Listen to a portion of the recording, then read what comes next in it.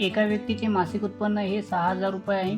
तो घर खर्चासाठी 50%, औषध पाण्यासाठी 10%, शिक्षणासाठी 8% व किरकोळ खर्चासाठी 420 रुपये खर्च करतो व शिल्लक बँकेत ठेवतो. तर तो मासिक उत्पन्नाच्या कितीपट रक्कम बँकेत ठेवतो? मित्रांनो, अशा पद्धतीचा जर प्रश्न दिलेला असेल तर आपल्याला सर्व टक्केवारींची बेरीज अगोदर करावी लागत असते. मित्रांनो, व्यक्तीचे मासिक उत्पन्न हे 6,000 रुपये आहे. आता आपल्याला घर खर्चासाठी त्या व्यक्तीने 50% रक्कम ही खर्च केलेली आहे. औषधासाठी त्याने 10% रक्कम ही खर्च केलेली आहे. त्यानंतर शिक्षणासाठी 8% रक्कम खर्च केलेली आहे. आता किरकोळ खर्च त्या व्यक्तीने 420 रुपये केलेले आहे.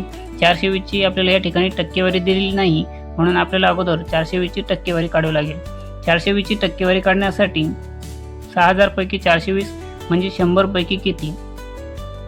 420 भागिले 6,000 गुणिले 100. टक्केवारी काढण्यासाठी नेहमी 100 ने गुणावे लागत असते. 100 मधील 2 शून्य कट होतात, 6,000 मधील 2 शून्य कट होतात. 0 0 कट झाला. आता 42 भागिले 6. आपल्याला 42ला 6 ने भाग द्यायचा आहे. 6 1 6 6 7 42 म्हणजे किरकोळ खर्चाची टक्केवारी ही आपल्याला 60% मिळालेली आहे. आता सर्व खर्चाची टक्केवारी आपल्याला करून घ्यायची आहे. म्हणजे 6,000 पैकी त्या व्यक्तीने एकूण किती टक्के रक्कम ही खर्च केली आपल्याला मिळून जाईल.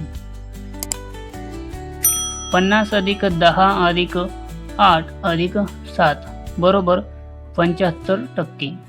म्हणजे त्या व्यक्तीने 60,000 रुपये पैकी 75% रक्कम ही 75% रक्कम ही खर्च केलेली आहे. उर्वरित रक्कम ही 25% बाकी आहे, जी त्या व्यक्तीने बँकेत ठेवलेली आहे. आता आपल्याला उदाहरणामध्ये विचारलेले आहे की मासिक उत्पन्नाच्या किती पट रक्कम त्या व्यक्तीने बँकेत ठेवली. आता बँकेत ठेवलेली रक्कम भागिले मासिक उत्पन्न.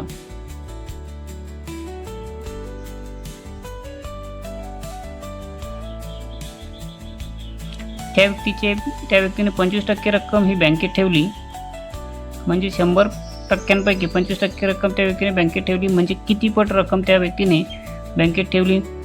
25 1 25 25 चौक 100 म्हणजे 1/4 पट त्या व्यक्तीने मासिक उत्पन्नाच्या 1/4 पट रक्कम ही बँकेत ठेवली.